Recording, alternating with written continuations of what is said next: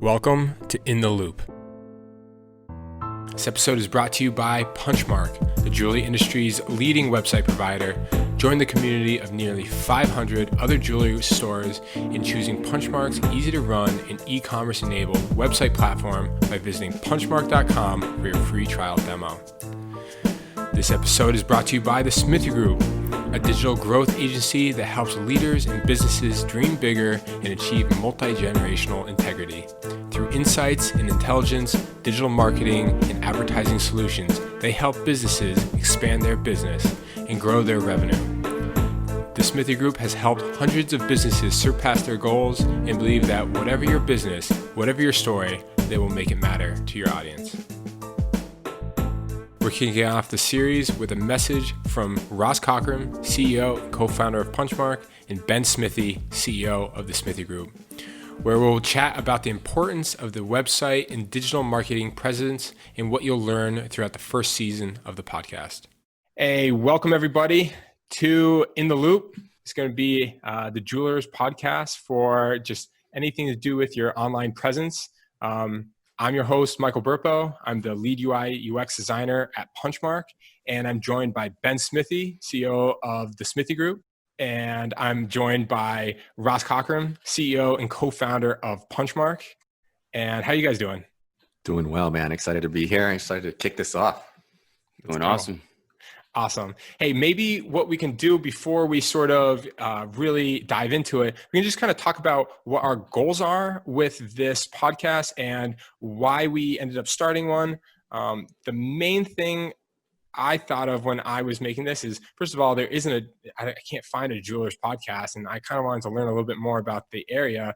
And also I'm learning more and more that all of these jewelers, we can say, hey, SEO is very important. And then we can also say, hey, we also offer SEO.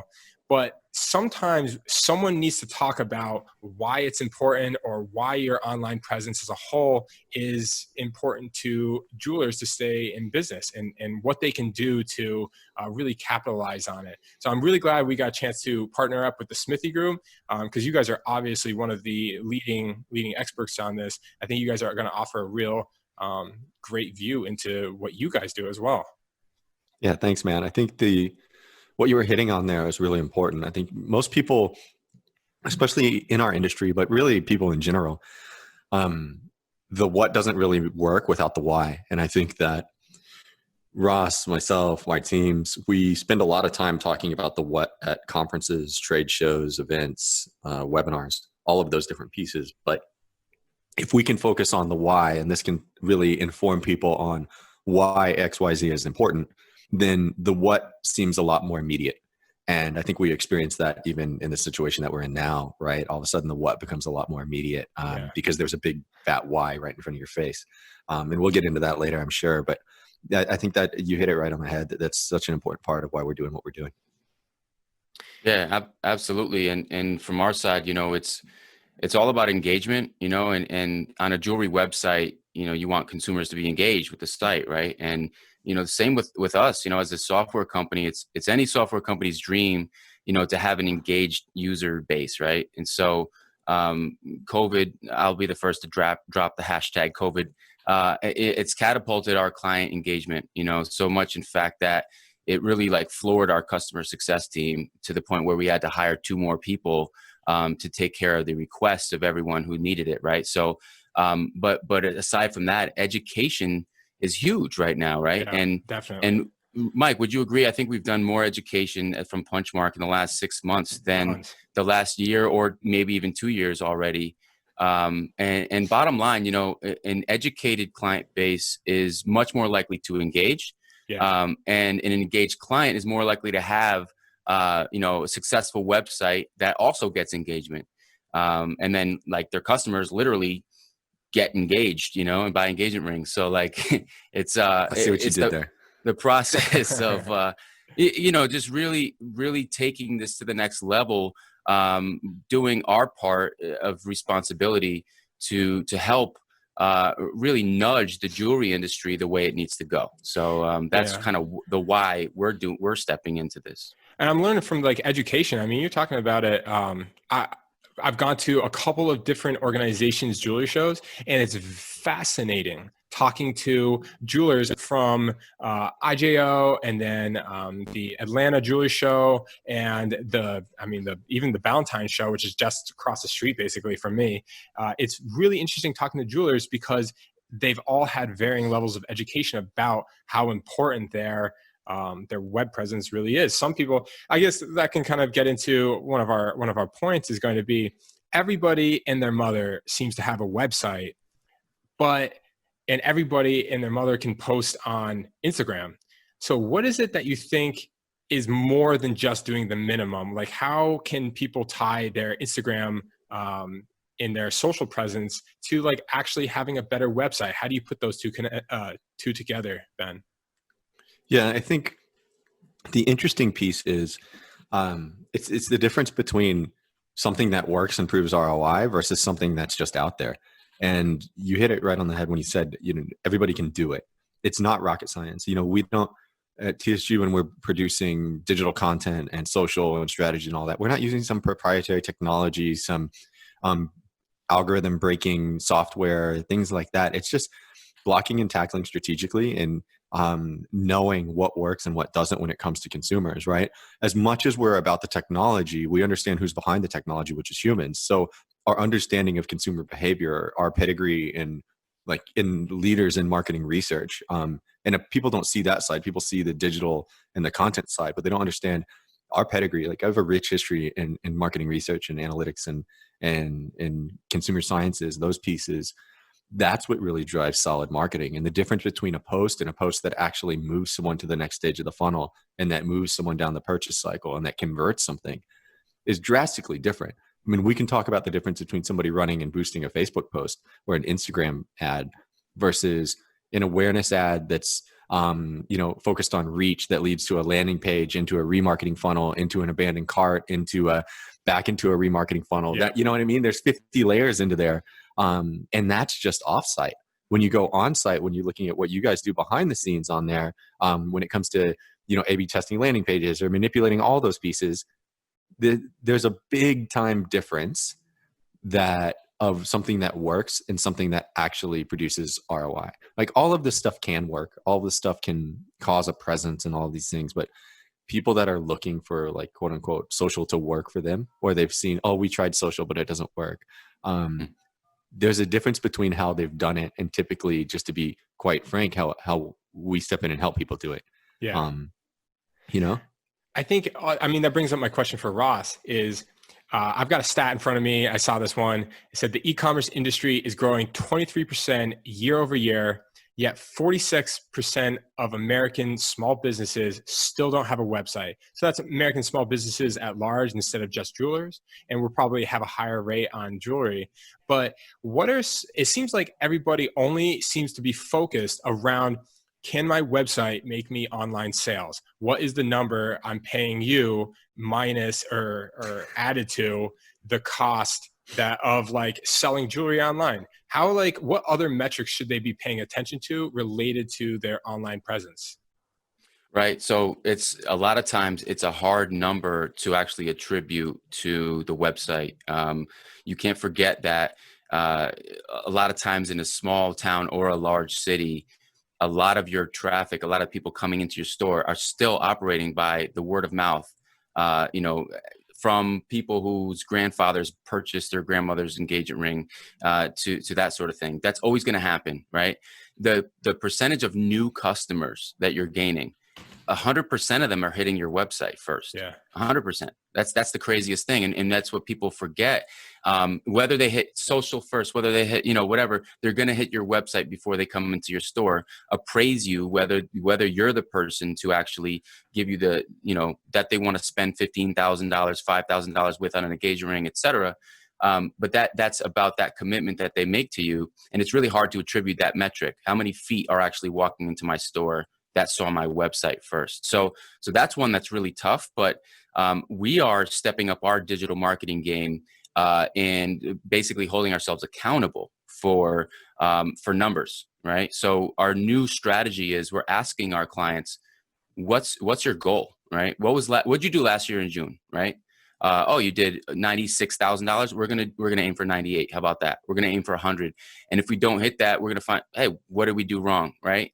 So contributing to your bottom line is the most essential thing that we really want to do. Awesome. But one thing, Ben, I guess one thing I was thinking about is on your social posts, there's a real solid difference between what you guys are producing versus what like mom and pop shops are doing with their 19-year-old son. Seems like right before they're going out to school, or they have the summer and they have like their they're like, hey, can you post up a couple things for us? There seems to be a more calculated and more thoughtful approach to how you guys are running your business and how you guys are running it. What do you think ends up kind of resulting in quality posts? Is it the thought? Is it the strategy? Or how do you guys kind of build that? I think it's two things. It's strategy and experience, right? So experience breeds excellence. I think that experience breeds knowledge of what works and what doesn't, and what works even better. And then the knowledge piece of it is the strategy is understanding it's not just content. People, I think, as much as people understand and are starting to understand digital media, digital marketing, social media, content, all this stuff is important, it's still the most undervalued and underappreciated things. I think people don't realize it's very much an important lifeblood of their business. Yes, we measure things through, the very sophisticated two metrics that we do, which is BTTD and sales. BTTD is butts through the door, right? That's Butts awesome. through the door and sales. Yes, we measure those things, but in the end, it's all these other like attribution methods and all these other things are honestly not going to matter. First of all, for most small businesses in here, they want to track this stuff, but they don't do anything with it anyway. So it doesn't really matter. The other piece is, as it grows, there's no more need to justify the relevance of the media when there's mass attribution to the media. The number one place that any 21 to 35-year-old is going to discover information, be entertained, go to escape, dream, or purchase something is right on their phone. And for those of you listening to the podcast later, like, I'm holding up my phone, and that's it. It's undeniably relevant and it's undeniably important. So therefore, I think people underestimate what a single post means, or what it potentially could mean, or what an ad means, or what an ad could mean, versus it's the difference of if we have a Ferrari and we put it out at Sears Point in Sonoma on the racetrack out there, and there is an average person driving it, or you put Lewis Hamilton, F1 champion, world champion driver in it, the car's going to perform two very different ways, right? The channel didn't, the vehicle didn't change, just the driver did. And that's the difference. And that's where value attribution comes from too, That's such a great analogy. And honestly, I'm glad that you told me who that guy was, because I had no idea who that was, but I assumed that he was an F1 driver. But what's fascinating is like, I've got Instagram for just like, posting whatever. And then what you guys are doing, it's the same exact app. It's just with it comes, that experience and how where do you hit the gas? When are you supposed to be doing that? And I guess that you're right. I mean, that does come with like just all of your years of strategy and all your years of implementation that you guys have kind of built up over those years, which is why maybe don't have your nephew doing it, Well, you can just realize they're competing against us, right? There's a difference. And and that's not to be self-serving as much as it is. There's a real difference. There's in all the jewelers that are listening to this know that best, right? Yeah. There's a difference between your level of expertise and excellence versus reading something online just based on a GIA report. There's a reason why you want them to come to the store or speak to you about choosing a diamond versus just looking at the 4 C's. And when it comes to, digital and social and stuff, it's not the first post. It's not the act of posting or running an ad that's complex. You can YouTube and Google all that stuff. It's what to do when that works or doesn't. How to identify, is it working or is it not? What levers do you pull to scale that? What do you do to test the next things? That's where the strategy and the art comes in, instead of just like anyone can do, right? Anyone can execute all of those different things. But even though, and we hit on it, hey, there's Russ. We hit on it when it comes to there's a difference between like even studying and YouTube and understanding all this stuff. Like I could teach you, right? I worked my way through college playing the saxophone and playing jazz music, right? Sick flex. I like that flex. That's like, so there's a difference between, I could teach you every single thing that's in my head, in my fingers, in my mind about the saxophone, and teach you everything there is to play the saxophone, how to, put the reed on, how to, how to finger each note, how you should hold your mouth and your embouchure and all this stuff. But I guarantee you with 100% certainty, everything I know, as soon as you first make a sound on the saxophone, you're going to suck really, really bad. Yeah. So we live in this like Google it and YouTube society, but that doesn't breed expertise, right? I've always had that question about, I went to school for art, and the thing is, I went into art school thinking that they were going to teach me how to use Photoshop and Illustrator as like this mystical tool that could make logos come off the page. But the truth is, man, you can go home and watch a Lynda tutorial, and you can use Photoshop just as well as I can. It's the thought and the strategy that kind of go into it. So Ross, now jump back into it. One thing I've been really interested in is that the amount of word of mouth that we're kind of seeing and how we can kind of capitalize on it. And if you have any insights on it, I got a stat in front of me that says 61% of online consumers in the United States have made a purchase based on the recommendation of a blog. And that's from the Content Marketing Institute. What have you guys seen related to our own business, as well as how other customers have flowed from website pages to website pages, related to word of mouth and kind of, that kind of marketing, guerrilla marketing? Well, we've seen a lot of, top of mind awareness campaigns, right? So you think about the branding aspect of marketing, right? A lot of times it's to a specific product.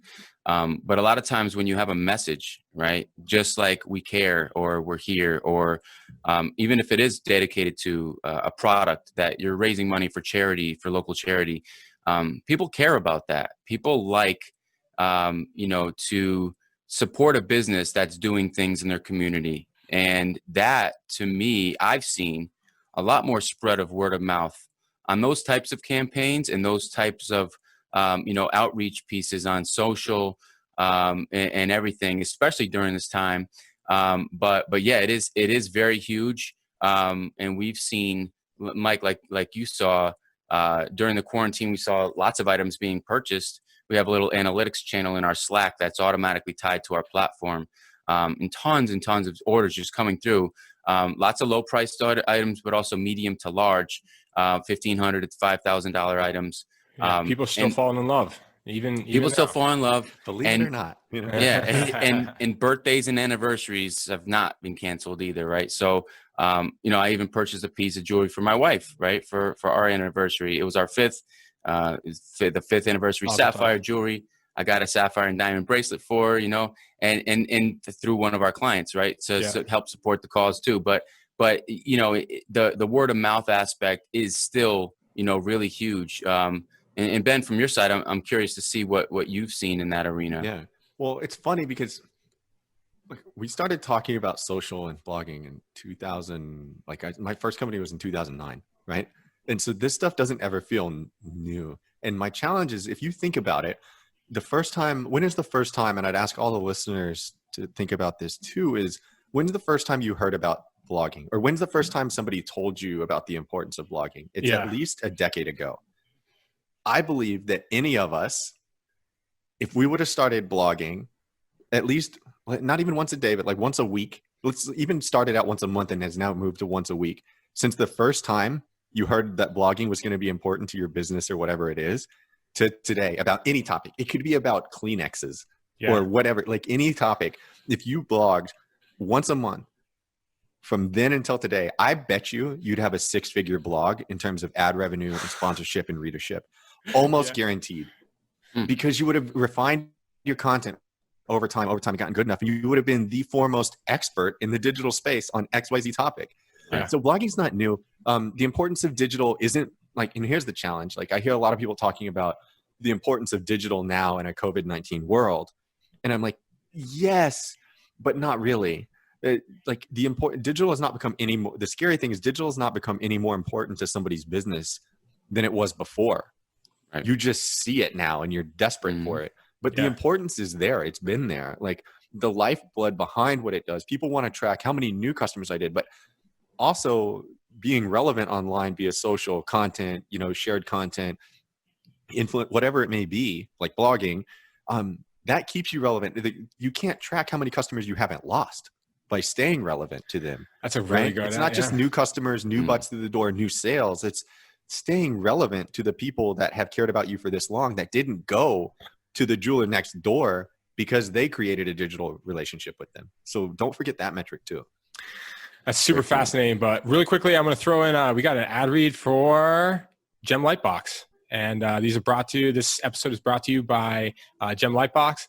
And I'd like to introduce everyone to an awesome piece of tech called the Gem Lightbox, made by jewelers for jewelers. The Gem Lightbox allows anyone with a smartphone to capture studio quality images and 360 videos of your jewelry in one click. The images and videos are e-commerce and social media ready. And until the end of the month, our listeners can check out with a coupon code Loupe, that's LOUPE, to receive an exclusive offer of $20 off their purchase.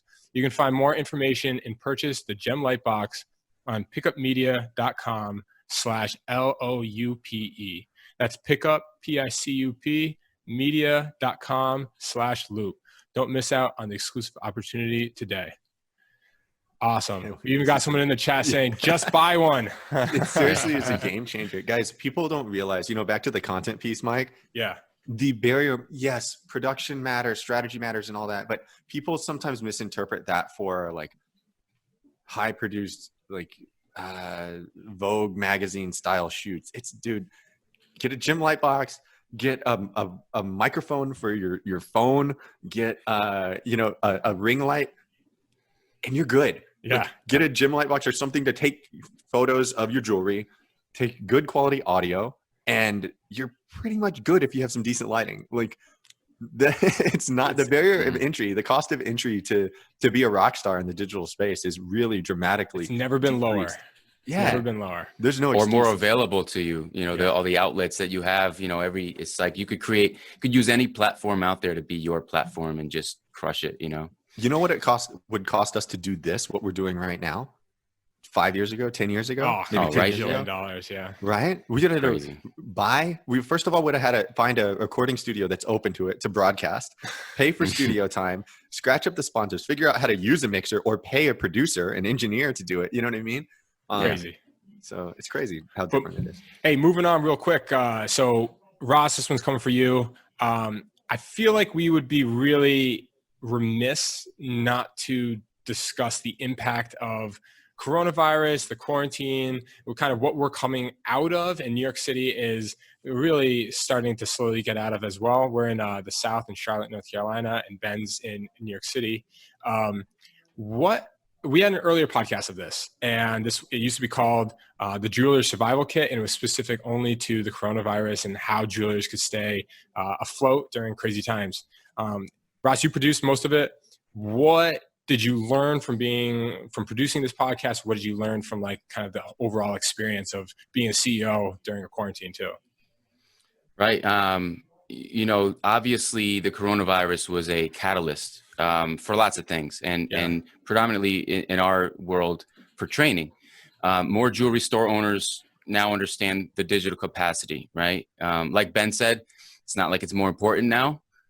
It's always been important, but now jewelers are finally realizing, wow, if I didn't get on the bandwagon a long time ago and get my stuff together regarding digital marketing and having an e-commerce presence, I need to be prepared in case that this happens again, right? I mean, not to throw fear tactics out there or anything, but that's being prepared is very, very important here. So retailers who have never done anything on their websites are finally learning now. They're jumping in. They're more engaged than ever. And more consumers have shopped online in the past 3 months than ever before, right? We've had a consumer engagement that's been huge. So all in all, we do have a more educated world, right? We have jewelry store owners and retailers who are e-commerce ready, right? Ready to just sell their stuff. And then you have consumers who have virtually, I don't want to say never shopped online before, but hadn't practiced it in the, you know, Amazon era of constantly buying, you know, toilet paper and diapers, you know, through their phone. And so nowadays more people are doing that. So we have a more educated world. So now what, right? Now what? Yeah. It's really time to take a hard look at what's working and go 100% with that. Just push the pedal. You know, first put the work in on your website. Make sure you know, your investment comes to fruition. Like you get the Gem Light box, right? You get all your data together. You integrate the edge with your website. You get your premium brand products, all those things. If you have a Punchmark website, if you have a Shopify site, you got to get all those ducks in a row. And then don't be afraid to dive into the experimental sides of digital marketing and social. Yeah. It's about trial and error, and then just reallocating your budget to what's working, right? I mean, so ultimately that's what we learned. We learned that never have our clients or the world been more prepared for an online, like Q4. I have some pretty high expectations of Q4 this year, as does a lot of our clients. Some people, in fact, have had their best May ever after reopening. Like the stores have reopened in May. Record months. Record compared months. to non-COVID months. That, It's right? ridiculous. It's Yeah. insane. So anyway, that's if that's what I've learned. I've learned that we're putting the pedal to the metal, and helping our clients get there too. Yeah, I mean, it goes back to that education and kind of just understanding what it is that you're doing. Anybody can, again, buy a website, say it's there, or post on Instagram, but it's kind of developing these strategies, and it's not like it has, become more important. It's always been important. It's just now you should be doing it. But Ben, I mean, same thing with you. You guys are in New York City. You guys had an office. You guys went to remote. What have you learned about kind of functioning as a team, and what have you learned about just how to serve your clients, even though you're all remote now? Yeah, I was gonna, and thanks for asking that, because I think the other side of what Ross was saying is on the you know, on the consumer shift in behavior side, the biggest impact I'm seeing is actually on the business side, and this takes digital marketing and websites and everything out of the picture for a second, because these are just magnification tools, amplification tools, right? Yeah. Efficiency and optimization tools. That's what these are essentially. So the content behind that is what actually matters. The substance behind that is the genius. So seeing brands, what we talk about, the human brand, right? Seeing brands be more human than ever is something that's going to change long beyond COVID. Just like we talked about relevancy and standards and expectations going down for digital content, quality barrier into entry. The thing that we're seeing go up is the qualifications of being a human, right? Humans want brands to be more human. I mean, humans want brands to be more human. Yeah, they want them to have human characteristics. They want brands to actually care about the things. CSR not as a strategy, but as a culture shift. And so what we saw is the brands that became more human, and this is through a variety of topics that were in scenarios and environments that the world is experiencing right now. Humanity at its finest and at its worst in times, I think is important to understand that as a business, the people behind the numbers are people, right? The entities that are actually buying and creating all these analytics are people. And so one of the things that we've seen is, you know, living in New York City is resilience. We see the resilience of humanity. We see the resilience of people. We see the resilience of consumers. We see the resilience of business owners. So when it comes to that, the biggest thing that we've learned is I've seen our team just step it up a notch and take another gear, not out of this opportunistic hustle, but out of their care for people. And I'd say the thing I'm most proud of as a leader and as a business owner and as a human being is seeing this group of people that I call friends and family and coworkers like band together and really truly do everything they can to help other businesses in this time. And, you know, there's uncertainty in their life, but I found the biggest thing that I could try to do is I step in and you know, as a leader in this time, is say, hey guys, you don't have to worry about this. Like nobody's getting fired. We're not doing all this other stuff. Like, let's just roll. Focus on helping people. And you don't have to worry about like, are you going to be able to pay rent the next month and all that type of stuff. And Crazy. It's just the team stepped in and just crushed it. I mean, shameless plug with Ross and you and the Punchmark team, like in Client Book, we put together a freaking 850 person paid digital virtual summit.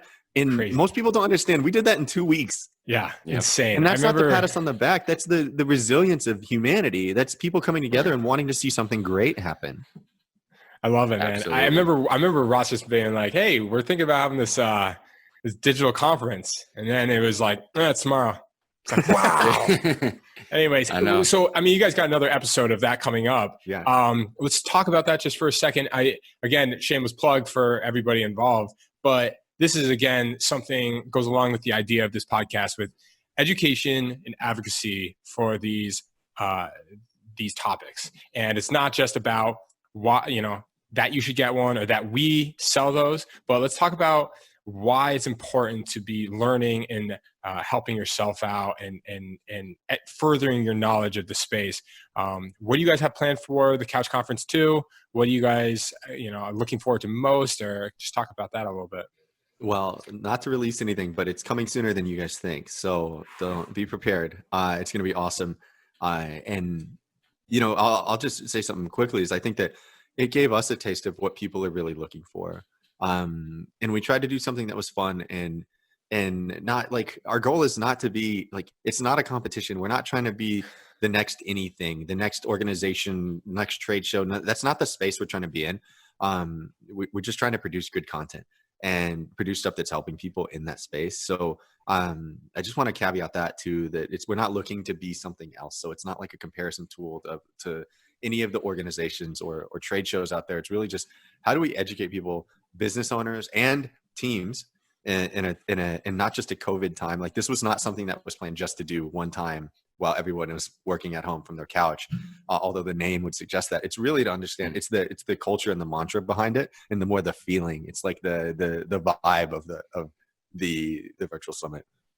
Yeah, and to add to that, I think that there's one of my favorite words is the word scrappy, right? And I think the Couch Conference sort of embodied that scrappiness of, think about it. In the good and the bad.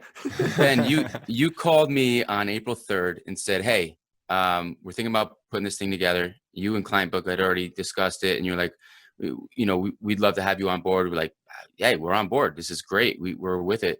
And the show was the 16th and the 17th. So we had, just a few days to put it together, market it. And we raised enough money to create 67,000 meals through Feeding America. Like the fact that was the end result, and the fact that people were saying, we don't want this to end. I didn't expect that.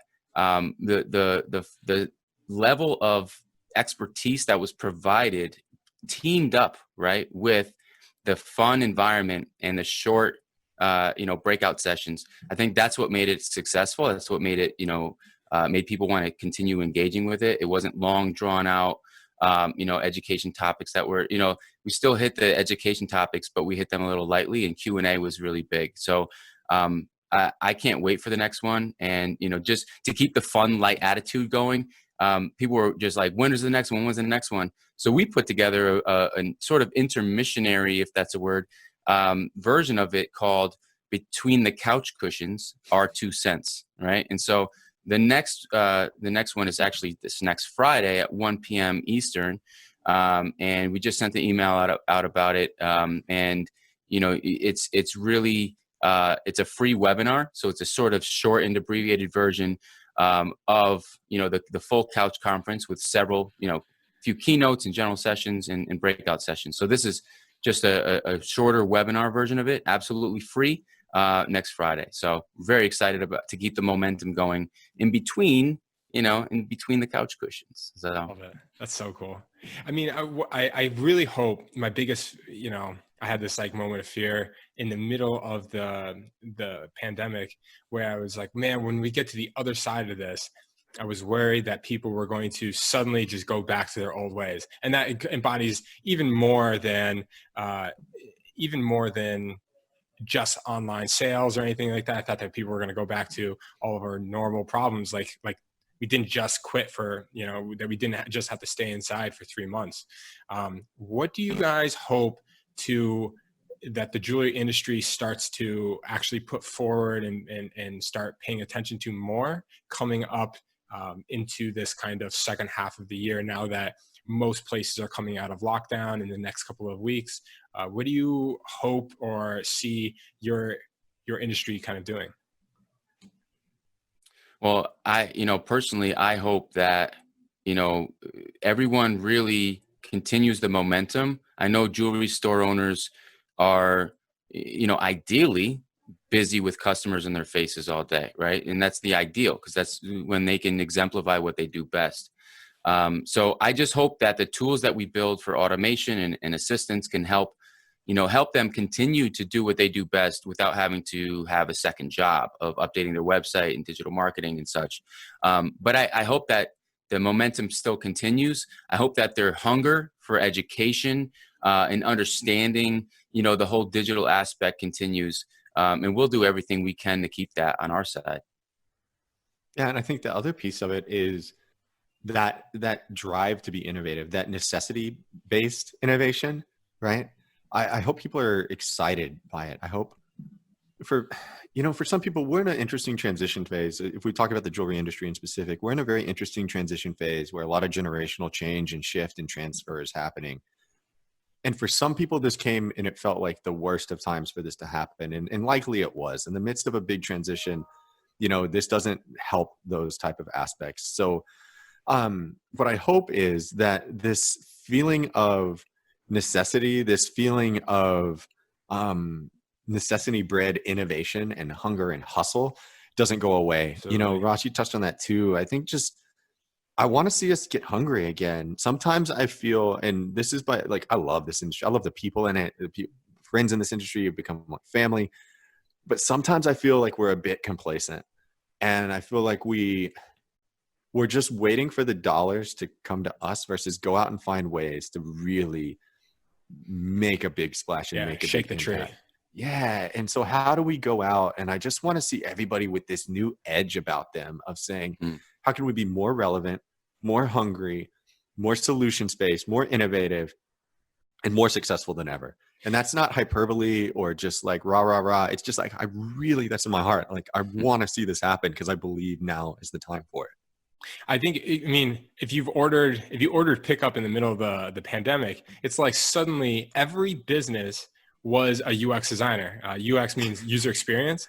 That's what I do for Punchmark. And it was the most fascinating thing how suddenly these stores transformed overnight. This is food overnight into, hey, you're going to order your food online or over the phone. You're going to walk over, or you're going to park, and you're going to park in this bay, and you're going to write down bay number 2 or whatever it is. And we're going to walk out and we're going to drop it to you. That process wasn't in place 2 months prior, but now they had to think on their feet and tread water and figure out what they're doing. And I think that the jewelry industry, I talked with Alex from KB Jewels. I learned that they had to figure out, how do we activate our group and how do we mobilize our employees so that we're not just sitting here waiting to get out of the pandemic, to waiting to go back to our normal lives. Let's make some progress on whatever it is that's possible to make progress on. So I've learned how resilient jewelers are too. It's been great. Yeah. People are people. Yeah, that's right. And Ben, to that same point of, hoping that people can continue their hunger. One thing that I really hope on a human level, to touch back on that aspect of business, is that, people, like you said, it's about content, right? It's about, finding your voice, really. To have a blog is to have a voice, right? So if you do have a blog, that you obviously have something to say. So my hope is that people remember why they go to work, right? Start with the why. Why do you go to work every day? And it's much easier to think about now that if you're still home, you're dying to go back to work, right? So it's like, why do you want to go to work? What do you miss about work? Hold on to that, focus on that, and just, run with it. And then that'll be your voice. Don't continue thinking about what your competitors doing down the street and how you could beat them.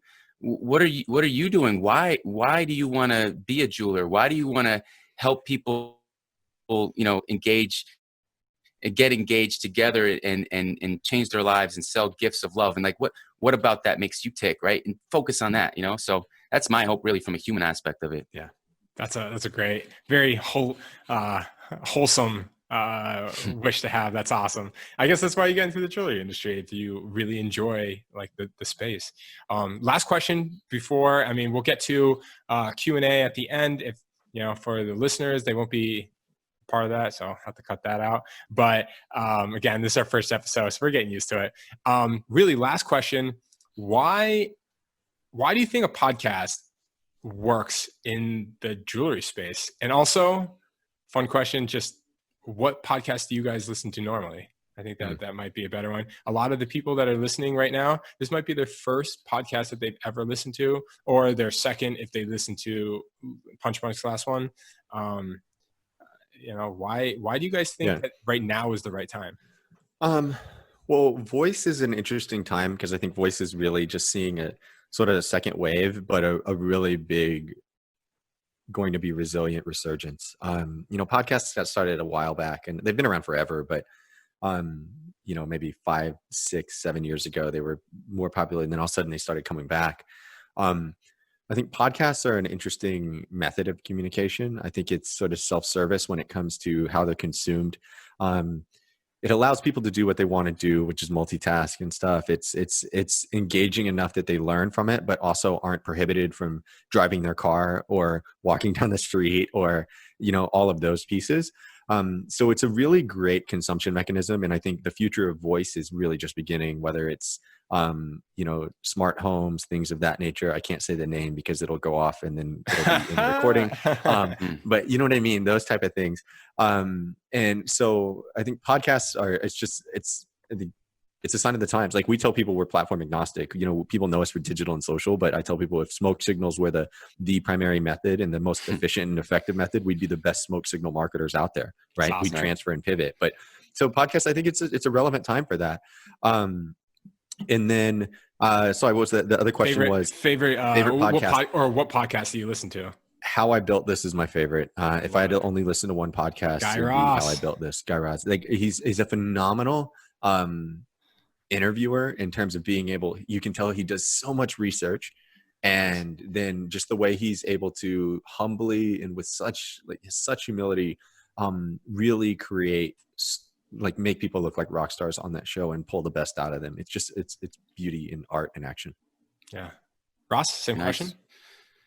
So yeah, I mean, this to the same extent, podcasts is, you know, you think about when you're in the car, right? If last time you were in the car as a passenger and there was music playing and you're looking out the window, watching the road go by, you can't help but feel like this is the soundtrack to this moment right now, right? Like that, there's that, like you could almost see movie credits starting to this, right? You know what I mean? So that's the music vibe. Podcast is as the audio sort of tonal quality of your life, your day. You get started with your day. It's kind of like my cup of coffee. It helps me kind of kickstart my day with the frame of thought, a frame of mind from some of my favorite people that are, you know, telling me a little bit about the world, what's going on or what's coming, or just sharing their insights. And, you know, there's a lot to that, and it's a rhythm and it's a heartbeat to your day, right? It's something like you said, Ben and Mike, you could do it while you're working out. You could do it while you're driving to work. You could just pop your butt in during the day if you're doing some inventory in the store. It's that sort of heartbeat that's sitting behind that. You don't have to be like engaged on a YouTube video and watching, or, you know, you could be on the go. So that's the benefit of it and how it could help the jewelry industry. But, you know, some of my favorite ones are, you know, How I Built This is definitely one. The TED Radio Hour also, which was very good, hosted by Guy Raz for 7 years, and now it has a new host. But also I have a couple others. There's A16Z. This was a podcast that was started by Andreessen Horowitz. You know, Mark Andreessen started Netscape, which was a pioneering company of the internet itself. And then Ben Horowitz, and Ben Horowitz had a successful exit of a $1.6 billion company, and they got together and created a venture capitalist firm. I follow them a lot. I love what they have to say about how to be a CEO and, you know, all kinds of stuff. So I love what they have to say. And then I just picked up a new one recently called Snacks Daily. You're kind of you're playing that out at the office. That's a great one. Thing. Yeah, it's through on Spotify, and it's really cool. There's the pace is really fast. It's kind of comical, a little quirky, but you get a lot of sound bites in a very short amount of time. And they tell you about investments and what Amazon's doing and all kinds of stuff. So that's been my, that's what I listened to, this morning on the way to work. That's awesome. If I had to give, I was going to say, one of the things I was going to say is, like, to everyone listening, you can also join us on our live broadcast, and Mike will give you all the information on that. But we are doing this live, as well as, obviously, for those of you listening post, you're hearing the podcast version. But we'd encourage you, if you have, the availability, to join in and join us on these live, be part of the virtually live studio audience. That's right. I think Absolutely. it's a very, I thought it would be a good fit, because I'm starting to notice also that the jewelry industry is starting to make the transition to the next generation a lot of the time. Not saying that it's exclusively for the younger group, but I'm noticing that, like, we have two jewelers, they're two brothers, and they're taking over the shop. I think it's fascinating to see these younger faces showing up to these jewelry events, and they know, like, the back of their hand, the podcast industry and the value that it brings. But I think it's also, who says that you can't have someone who's, a fifth generation jewelry store owner learning a couple of new tips and tricks, or some, new things that they should be focusing on, and listen to, the 30 minutes or 40 minutes that we got going with this show. It's going to be, again, bi-weekly show. Every Friday we'll have an episode, whether that means a live show like this one, and then next week it'll debut on Spotify, iHeartRadio, Apple Podcasts, wherever you get your podcasts, you can listen to it there. There will be a little bit more production quality, and we might edit out a couple things, but if you're on the live show, you get a chance to ask questions and be a part of kind of like the overall production of it, and get that. If we've ever screwed up, you get to. And it's live, baby. It's live. you get to see the Punchmark office drop out its entire internet and have to reconnect. I would have cut that right out. No one's going to know about that. No one's going to know. Without the safety of a net. Yeah. Yes. Guys, thank you so much for joining me. We're going to have another episode. I think we're taking 4th of July away from this, but after that, I think we're coming back, and we're going to have a bunch of, hopefully doing this for the first season, until the end of the year, see how things go. And we want to hear your guys' feedback. Thanks, everybody. And until the next episode, I really appreciate it. Thanks, guys. And thanks, Mike, for hosting us today. Yeah, thanks, awesome. Mike. Thanks, guys. Thank you, everybody, for listening to the first episode of In the Loop. My name is Michael Burpo. I want to say a very special thank you to our two guests, Ross Cockram, Ben Smithee. We'll be back July 17th for the next live show, and we'll be back on Spotify July 24th for the next recording. I want to say a very special thank you to the Gem Lightbox with Pickup Media for sponsoring the show. Learn more at pickupmedia.com/loop. That's pickup, PICUP, media.com/LOUPE to get $20 off your purchase of your Gem Light box. Thank you, everybody. Talk to you soon. Bye.